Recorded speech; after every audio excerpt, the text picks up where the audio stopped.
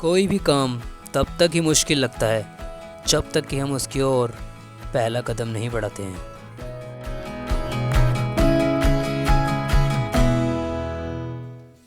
हिमालय से कन्याकुमारी तक फैले हमारे भारत देश में बहुत सारे धार्मिक स्थल हैं जहां श्रद्धालु अपनी इच्छाओं की पूर्ति हेतु लंबी यात्रा करके भगवान के दर्शन करते हैं।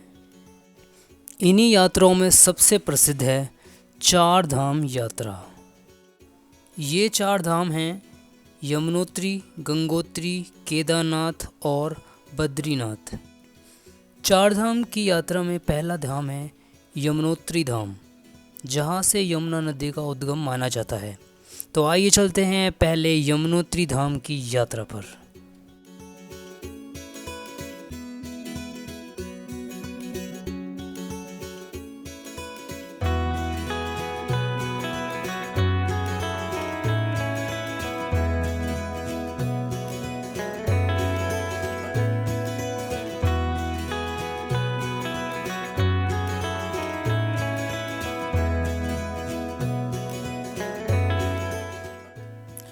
यमुनोत्री जाने के लिए बस या टैक्सी हरिद्वार और ऋषिकेश से मिल जाती है। अगर आपको डायरेक्ट बस नहीं मिल रही है तो आप पहले उत्तरकाशी जा सकते हैं। उत्तरकाशी आकर आप एक दिन रुकें और अगले दिन यमुनोत्री जाएं।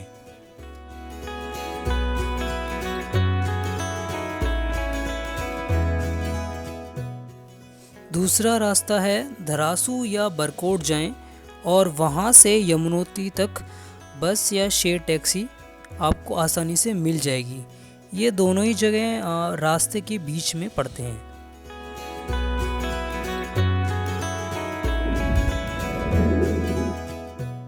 अगर आप बस से आ रहे हैं तो मेरे अकॉर्डिंग पहले आप उत्तरकाशी आइए,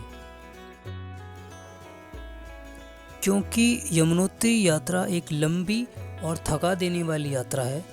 तो इस यात्रा में एक ब्रेक लेना ज़रूरी है और वो ब्रेक है उत्तरकाशी।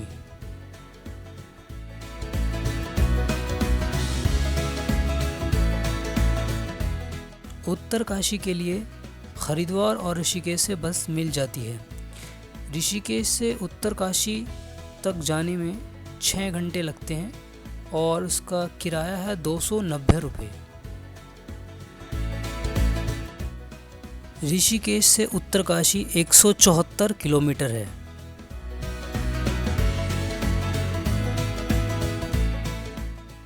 लेकिन एक बात हमेशा याद रखिए, पहाड़ों का सफ़र मैदानी रास्तों से अलग होता है।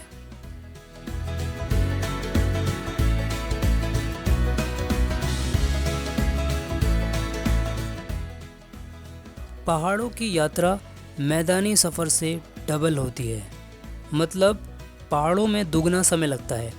इसका कारण ये है कि ज़्यादातर रास्ते पहाड़ों को काटकर बनाए जाते हैं और एक ही पहाड़ को क्रॉस करने में 3 से 4 या उससे भी ज़्यादा चक्कर लगाने पड़ जाते हैं। पहाड़ों के रास्ते ज़्यादातर संकरे होते हैं। इसका मतलब ये है कि अगर सामने से कोई गाड़ी आती है तो आपको धीमा या रुकना पड़ेगा।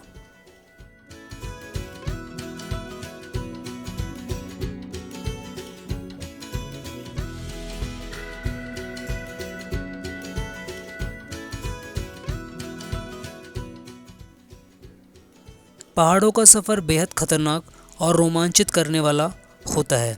अगर आपको थ्रिलिंग और एडवेंचर पसंद है तो पहाड़ों पर ज़रूर जाना चाहिए।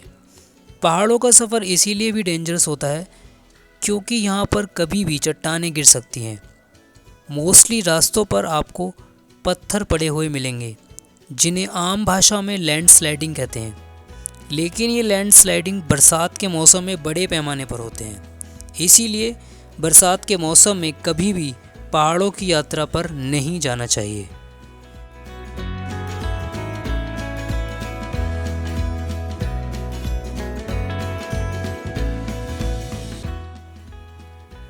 मैंने ये यात्रा दिल्ली से शुरू की थी।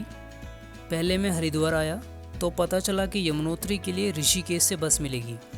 ये मेरा सोलो ट्रिप है तो मुझे बस से ही जाना था। हालांकि आप हरिद्वार से भी बस ले सकते हैं उत्तरकाशी तक की। लेकिन तब मुझे जानकारी नहीं थी, क्योंकि मैं पहली ही बार यमुनोत्री जा रहा था, तो मैं ऋषिकेश आ गया।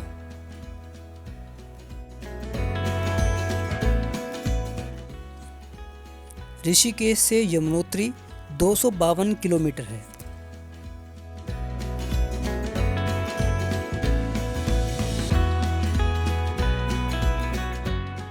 जैसा कि मैंने पहले बताया था कि पहाड़ों का सफ़र नॉर्मल रास्तों का दुगना होता है, तो इससे आप अंदाज़ा लगा सकते हैं कि ये कितना लंबा सफ़र हो जाता है।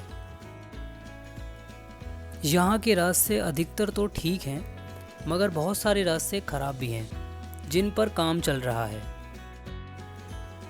यहाँ के रास्ते इतने ख़तरनाक हैं कि आप इस बात से जानिए कि मेरी यात्रा से करीबन एक हफ्ते पहले इसी रास्ते पर एक बस खाई में गिर गई थी, जिसमें 24 लोग भगवान की शरण में हमेशा के लिए चले गए थे। ये खबर न्यूज़ में भी आई थी।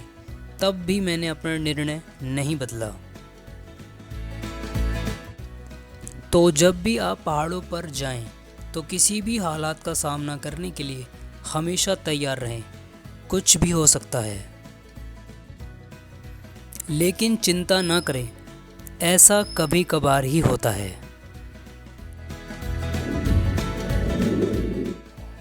मैंने ऋषिकेश से सुबह 7 बजे 13 जून 2022 को अपनी यात्रा शुरू की थी और 1 बजे दोपहर को उत्तरकाशी पहुंच गया था। यहाँ मैंने सबसे पहले पता किया तो मालूम चला कि यमुनोत्री जाने के लिए बस कल सुबह मिलेगी। चूँकि मैं पहली बार यहाँ आया था तो मुझे ये बात नहीं पता थी। तब मुझे कुछ लोग मिले जो यमुनोत्री जा रहे थे और उसी बस में मेरे साथ सफ़र कर रहे थे, जिसमें मैं ऋषिकेश से उत्तरकाशी तक आया था। वे लोग उसी दिन यमुनोत्री जाना चाहते थे मेरी तरह। उन्होंने एक टैक्सी यमुनोत्री के लिए बुक कर ली और किस्मत से मुझे उसमें एक सीट मिल गई।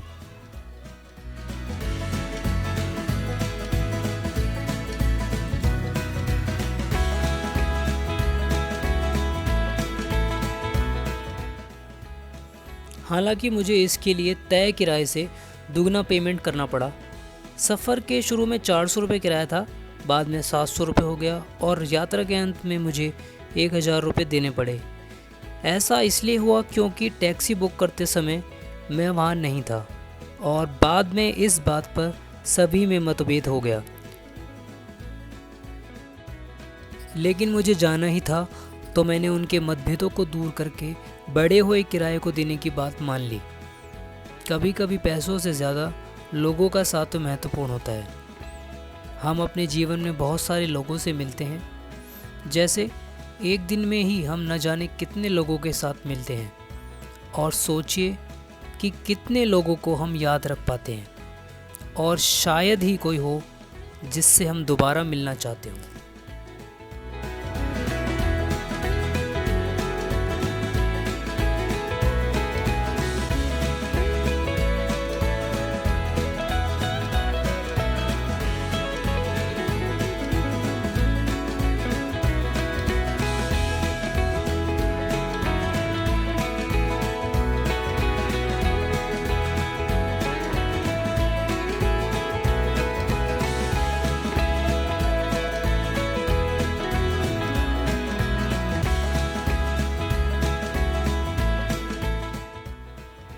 ऐसा ही हमारी ज़िंदगी के साथ भी होता है। हमारा जीवन भी एक सफ़र ही है, जिसमें हम न जाने कितने लोगों के साथ बार बार, प्रतिदिन या शायद एक ही बार मिलते हैं। मगर कभी कभी रोज़ मिलने वाले बहुत सारे लोग हमारे दिल के करीब ही नहीं पहुंच पाते हैं, और कभी कभी कोई ऐसा मिल जाता है जो कितना भी दूर हो तब भी दिल के पास ही रहता है।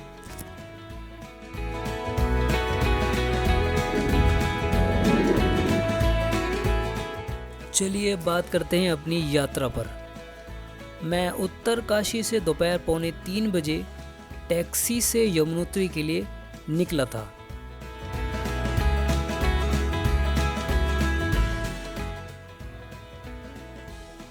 और शाम 7:30 बजे मैं जानकी चट्टी पहुंच गया था।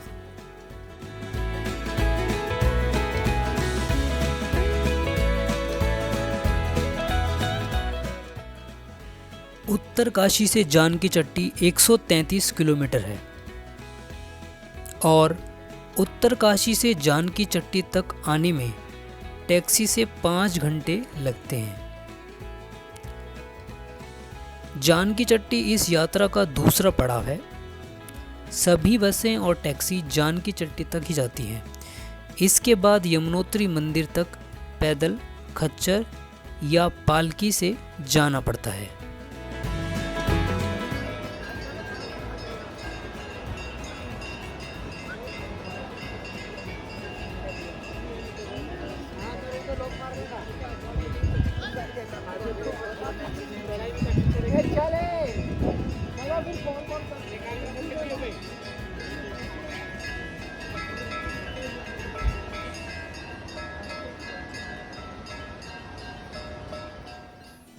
दिल्ली से उत्तरकाशी तक गर्मी थी, लेकिन जब मैं जानकी चट्टी शाम को पहुंचा तो वहां मुझे ठंड का एहसास हुआ।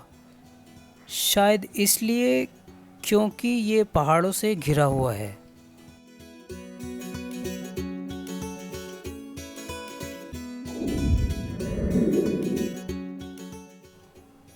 सुबह तक तो यहाँ पर टेम्परेचर 5 डिग्री तक पहुँच गया था।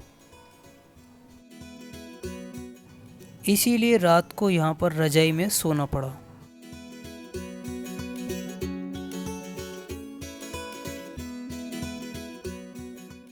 रात बिताने के लिए यहीं पास में एक धर्मशाला थी, जिसमें मुझे 400 रुपये में रूम मिल गया। शाम को मंदिर की कपाट बंद हो जाते हैं और आना जाना बंद कर दिया जाता है, इसीलिए यहाँ रात को रुकना ही पड़ेगा। मंदिर के कपाट सुबह खुलते हैं।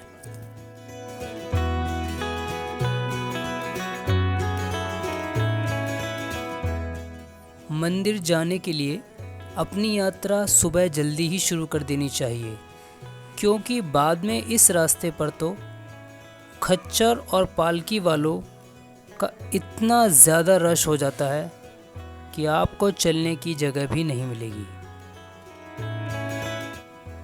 जानकी चट्टी से यमुनोत्री मंदिर की जो दूरी है वो 5 किलोमीटर की है और यमुनोत्री मंदिर तक की जो यात्रा है वो मैंने पैदल ही की है।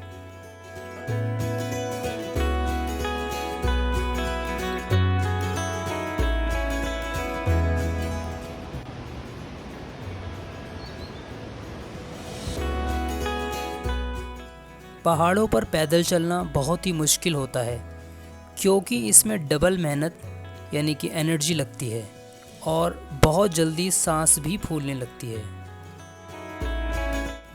इसीलिए जब भी पहाड़ों पर चढ़ना हो तो धीरे धीरे और रुक रुक कर जाएं। और मेरी माने तो जब भी आपको पहाड़ों की यात्रा करनी हो तो 1 महीने पहले से ही रोज़ थोड़ा थोड़ा पैदल चलने की प्रैक्टिस किया करें। मंदिर तक का रास्ता बहुत ही सुंदर है। ऊंचे ऊंचे पहाड़ हैं, नीचे बहती हुई यमुना नदी है और हल्की हल्की ठंड के साथ शुद्ध हवा भी है। मेरे लिए तो ये एक मॉर्निंग वॉक हो गया है। ठंड कितनी भी हो, लेकिन चलते समय आपको नहीं लगेगी।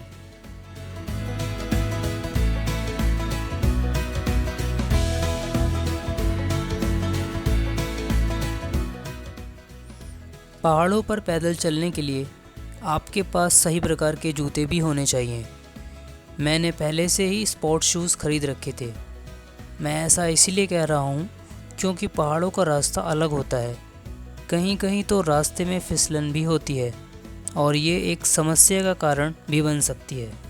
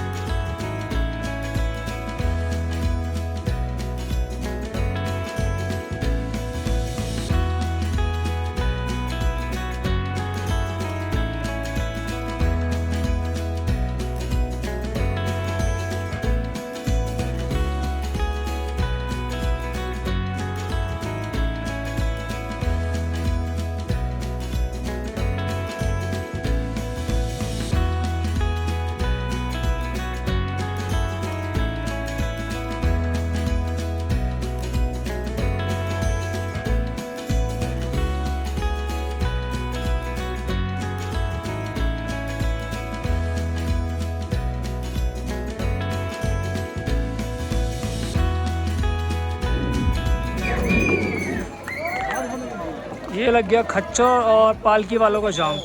इतनी ज़्यादा भीड़ है यहाँ पर। जब भी आप यमुनोत्री धाम में आते हैं तो अर्ली मॉर्निंग आइए, क्योंकि यहाँ पर बहुत ज़्यादा जाम लग जाता है और पैदल चलने वालों के लिए बिल्कुल जगह नहीं रहती है।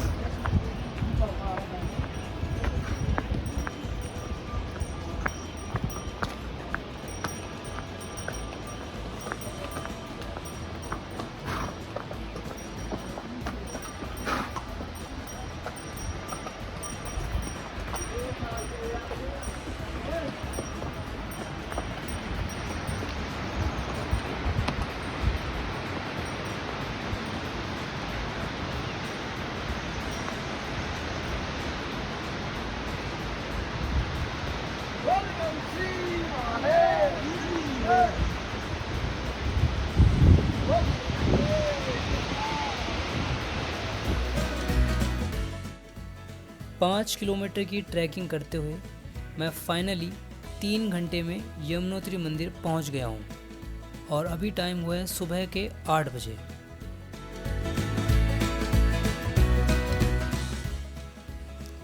यहाँ पर मुझे पहुंचकर स्वर्ग का सा आनंद प्राप्त हुआ। जब मैंने यहाँ स्थित गर्म पानी के कुंड में स्नान किया तो यकीन मानिए कि मैं जितना भी पैदल चला, जितना भी थका, वो सब मैं भूल गया। पहले तो मुझे वहाँ का पानी बहुत गर्म महसूस हुआ, पर जैसे ही मैंने उसमें डुबकी लगाई सब कुछ बदल गया। इतना आनंद आया कि शब्दों में नहीं बताया जा सकता। वहाँ जाइए और महसूस कीजिए।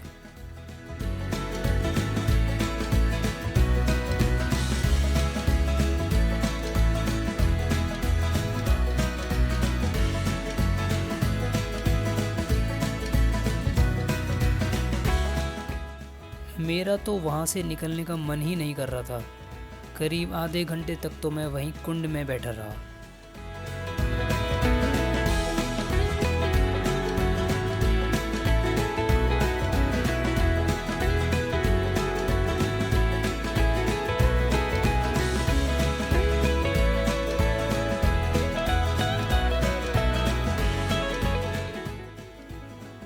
आश्चर्य की बात है कि इतनी ठंड होने के बाद भी वहाँ इतना गर्म पानी कैसे आ रहा है।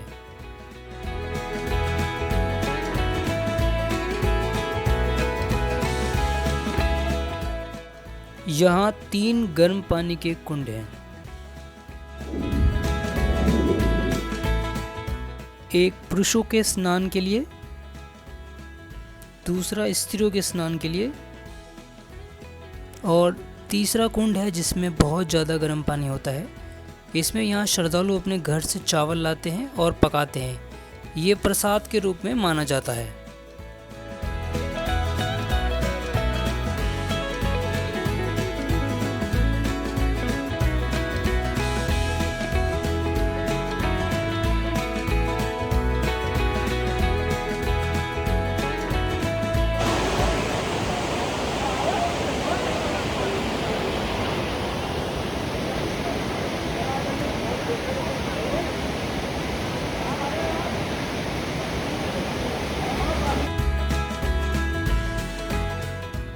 यहाँ तक पहुँचना मेरे लिए एक सपने को पूरा करने जैसा है।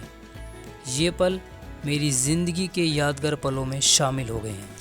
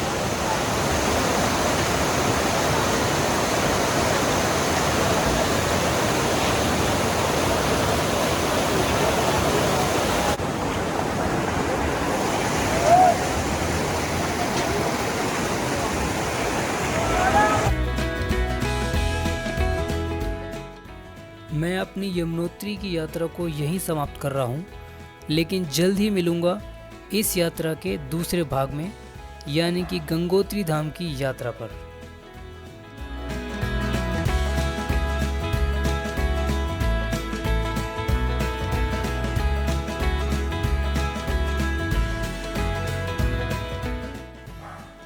ये वीडियो मैंने उन लोगों के लिए भी बनाई है जो यमुनोत्री धाम जाना चाहते हैं।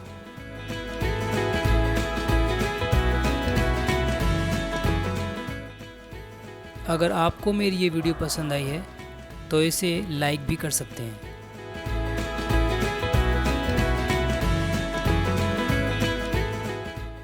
तो मैं आपसे फिर मिलूँगा एक नई यात्रा के साथ। तब तक के लिए नमस्कार।